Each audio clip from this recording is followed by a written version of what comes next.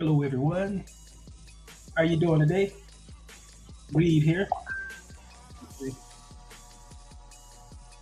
I'm gonna wait a few minutes to give a chance for some people to come into the room.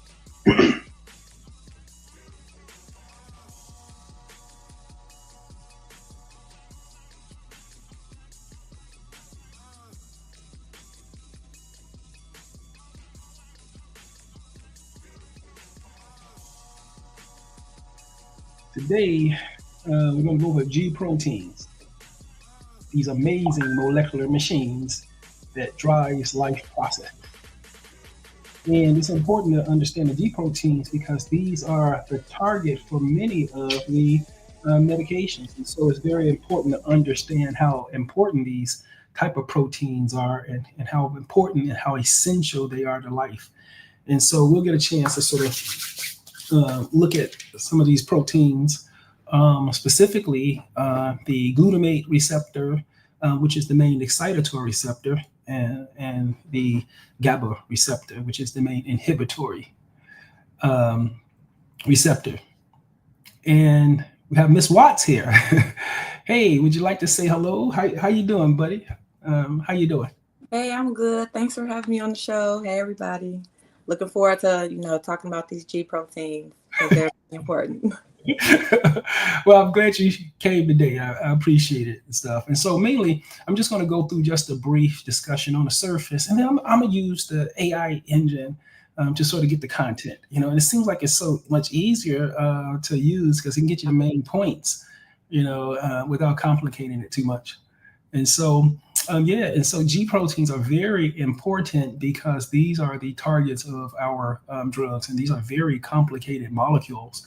Um, Usually, they have maybe like seven different subunits, seven different parts that sort of connect them all together. And these parts react to whatever bound to them, and it eventually results in a 3D conformational change. And that 3D conformation chain is very specific. And apparently, like two of the subunits, like the alpha and the gamma subunit, are inactivated. But once that ligand bounds, there's a 3D conformational change, and then they dissociate and they become active. And when they become active, then they start that translation process. They get the signal from the outside of the cell to the inside to the cell body. That makes sense? Sure does. Yeah, that's one of the main functions they do is to translate the signal from the receptor on the outside of the cell to the cell bodies. Another thing this also activates pathways that results in the secretion of products outside of the cell, so the cell can actually produce products when molecules bind to the 3D to the G proteins. It also causes the secretion of stuff outside the cell, and it can also result in the opening and closing of certain ion channels and things like that, or ligand gates and things like that. So when that molecule binds to the G protein, it undergoes a 3D conformational change that can result in gene transcription, secretion of products out of the cell, or it could open or closing of ligand or ion channel gated ion gated channels. So it's going to be a really interesting conversation we have about these G proteins. I'm sure you're excited about them. I am. No, I really am because there's just so many different functions. And so just learning about it and like the pathways and all that stuff, it's, just gives you more, a deeper, like a better depth to provide, care for your patients. Yeah, and it's been the concepts here have been very so important to understand, because once I started to understand the importance of these G proteins, specifically glutamate, that's present in almost every tissue in the body, is the main excitatory neurotransmitter, versus GABA, which is equally present throughout the system, is the main inhibitory neurotransmitter. Now, it's important to sort of understand how these two huge systems work, because when people come in agitated, overwhelmed, and combative and everything, usually it's an overexpression of glutamate, and the whole system is out of balance. And our job is to sort of recognize that, try and balance the entire system. So, and so it's very important to sort of understand that. And so I sort of look at glutamate as yin and GABA as yang, right? And so what we're going to do is we're going to go through the G protein glutamate, right? And then the G protein GABA, right? So let me see here. Okay, let me go to my desktop. Okay, let me see. Here, I got all this junk on my desk. I'm getting not showing my desk. Okay, okay. So I want to get to Safari. Okay, so let me first pull up. Let me see. Let me see if I can use Grok. I don't have a subscription for it, but I think it's a free one.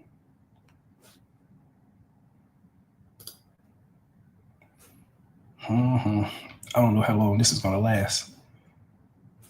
Okay.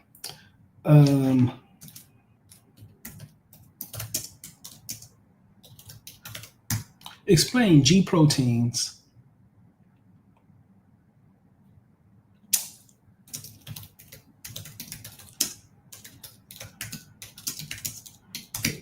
Specific glutamate and GABA. Let me see what they come up with.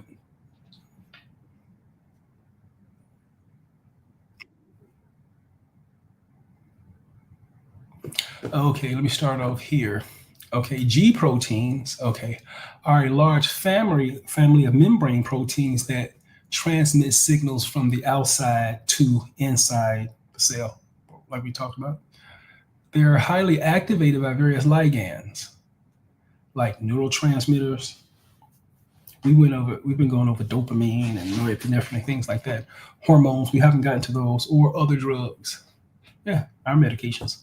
And work by coupling to intracellular G proteins, which then trigger signal pathways to regulate cell responses, secreting something from the cell nerve, a product from the cell body, or open or closing ligand gates. Okay. Glutamate and GABA are key neurotransmitters in the brain, and their receptors include both G protein coupled and ionotropic ion channel types. Okay, I'll focus on the G protein role as requested. Glutamate and G proteins. Glutamate's the brain primary excitatory neurotransmitter, like we said. It activates two main receptor classes, the ionotropic, and remember this, NMDA, ecstasy. Remember that? Ecstasy activates NMDA, which is a particular type of glutamate receptor. And the way ecstasy creates cognitive damage is by overexcitation and actually death of the neuron. Here it is right there through the G proteins. Okay, so it's an ionic channel. Okay, and then here, metabolic receptors. Okay, and this is the protein couple. That's when you send the signals to the cell body. So the metabotropic ones are the ones where it goes through the cell body and produce the product. And remember, the ionotropic is one, the open and ligand channel gated. I wonder what's the one that secrete the products from the cell. Okay, so group 1 and then group 2. Okay, so coupled to G proteins, activate phospholipase C, increase intracellular calcium, activates protein kinase C activity, and then often enhances excitability. Okay, and these are found mainly postsynaptically, where they're involved in synaptic plasticity, learning, and memory. So the G protein or something.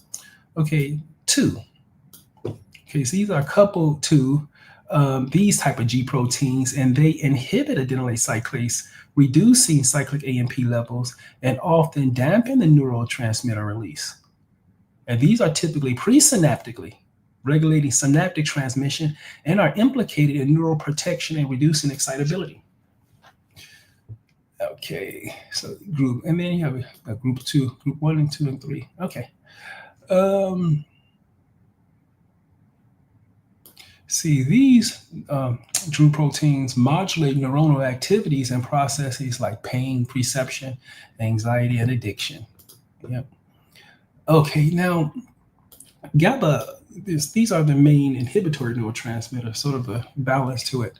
Okay, GABA, the brain's main inhibitory neurotransmitters, also act through two receptor classes, like inotropic, the ligand guided shaded channels, and the metallotropic, going to send these signals to the cell body to actually produce a product, which are G protein coupled GABA B receptors. Okay. Some of these inhibit cyclic AMP. Okay, so it turns these all functional. I don't want to get too much into that, but GABA is G proteins, and then their G proteins start to inhibit the process and to turn things off. Okay, here, both function pre and postsynaptically. Presynaptically, they reduce transmission release by inhibiting calcium influx. So the G protein, the GABA produces, calcium influx. Okay, key differences. Glutamate, excitatory. GABA, inhibitory. I don't want to get into that. Okay, yeah. So, mainly,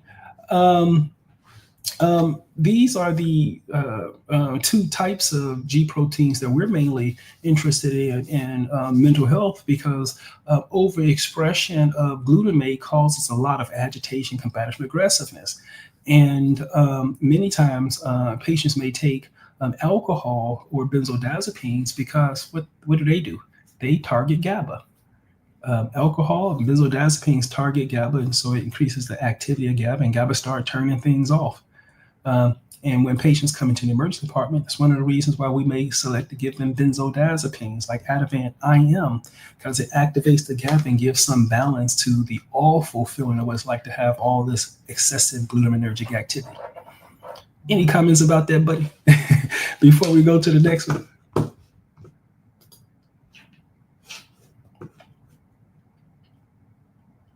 When you do, everything just like really comes together. So I do love that. Yeah. Okay. Sounds good. Let me see here. Okay. So this is the first section on the actual G proteins themselves. Let's see here. I also wanted to, let me see here. Okay. What else? Okay.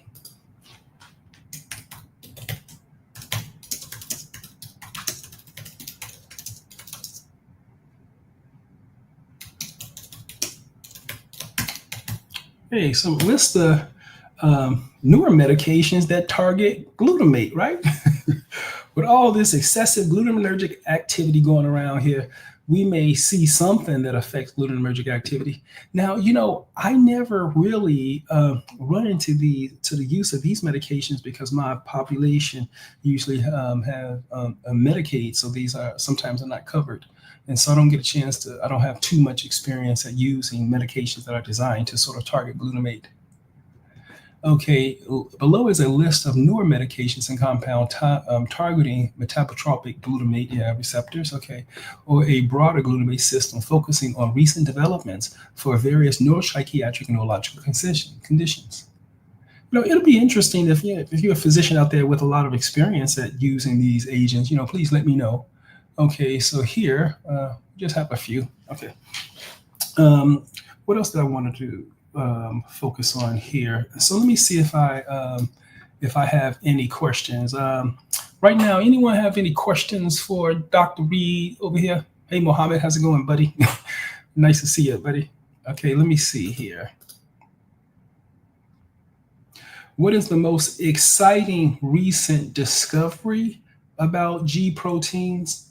I'm not sure if this is recent or maybe it just became emphasis for me. I know that I use the dual mood stabilizers, both Depakote, which is valproic acid, and lithium as mood stabilizers. I use them in combination together on a regular basis because they eventually result in the downregulation of glutamate and the upregulation of GABA. So I don't think that's a discovery, but I began to use those medications specifically for that focus, because how are you going to get long-term management of patients who have this excessive glutaminergic activity? Patients who are excessively agitated, restless, combative, this is very difficult for them. So we have to have some way to sort of treat this. So I use the depakote lithium, the mood stabilizer, as a way to address that. Thanks for the question, Mohammed. Okay, let's see. We have Umber here. Okay, hi, Dr. Reed. In what way can changes in, GPCR mediate glutamate signaling leading to neurotoxicity or contribute to? Man, that's a question. Man, that's a tough question. That question has parts to it. Okay, hi, Dr. Reed. In what ways can changes in, what is GPRC again? What is it? Let me see. What is GPRC again? Let me have you ask the question again. Give me a simpler question. Give me a simpler question to that. Okay, let me go to the next question. Okay.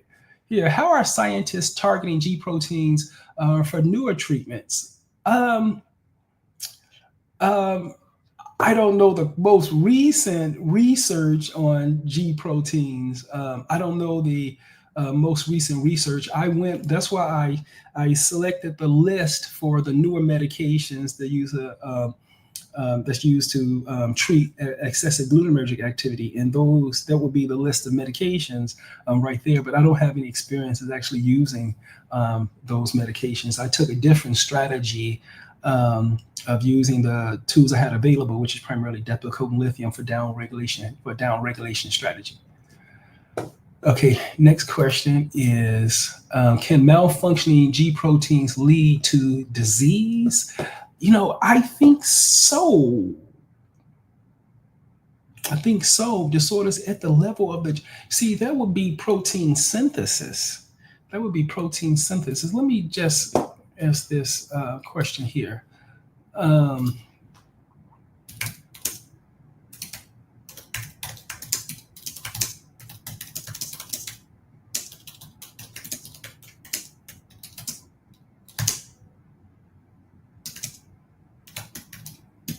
I don't know how to ask the question. What malfunction at the level of G protein would lead to a disease?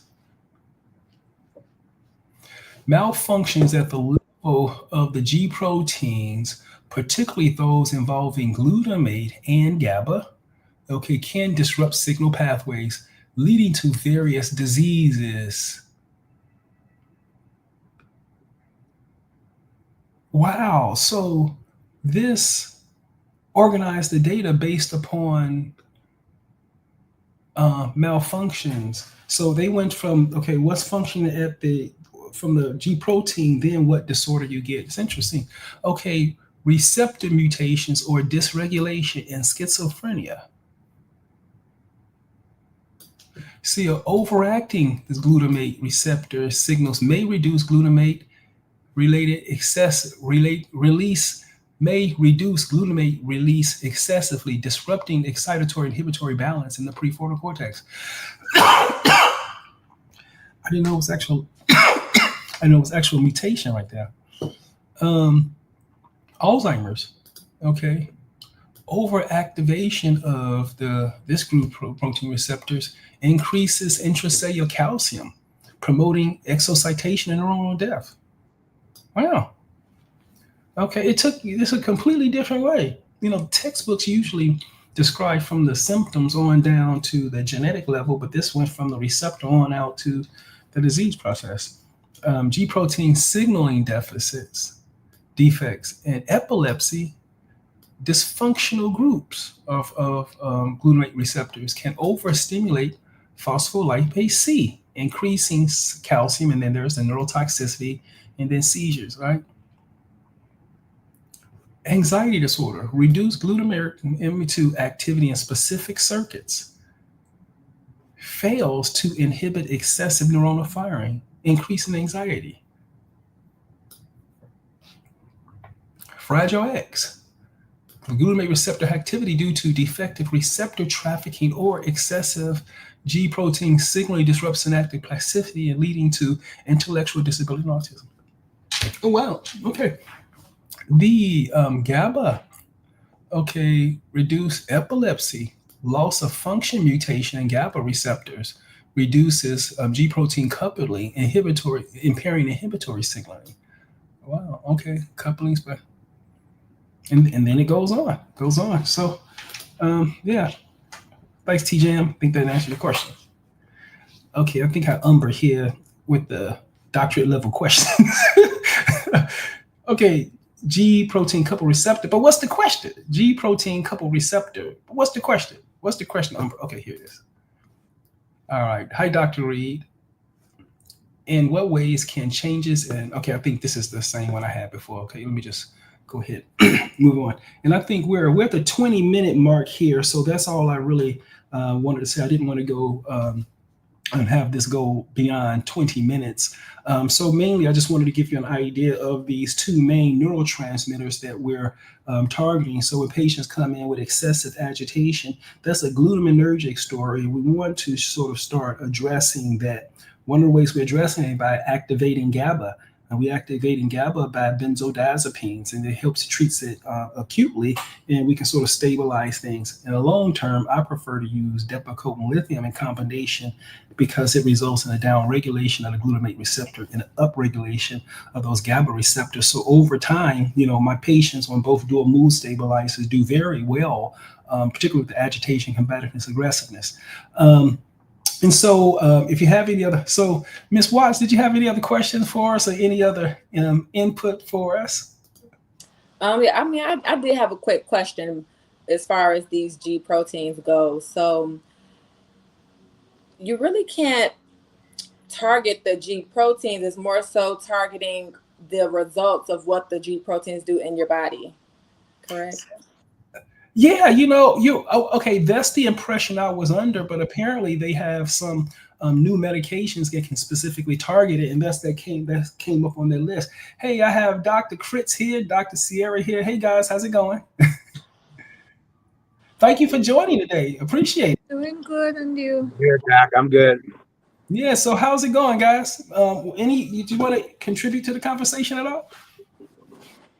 I'm just observing and absorbing. Okay, great. Yeah, during my rotation, I love that you continue to explain this G protein and these G protein receptors and GABA and seeing the patients in real life. So it's really good to get the theory and to see how how these patients are impacted as well. Yeah, one of the concerns I have is I'm not sure if this information is too technical, right? Because when I was going through residency, we were talking about symptomatology and things like that, and that seemed like that was the totality of all what we talked about. And now is this too much to introduce to third-year medical students talking about the molecular but you just finished biochemistry, so you should know the biochemistry better than me, right? Yeah, we learned the molecular part in first and second year. Yeah, so you guys are able to follow along with this, right? Yes, we are, doctor. Is it too far over your head? No, it's not. We understand. Well, at least for me, I understand what's you. Well, thank you so much. Thank you. If you guys wanted to answer any other questions or had any other comments, feel free to call. Like if there's anyone else here on the line, if you had any other comments, let me know. Okay.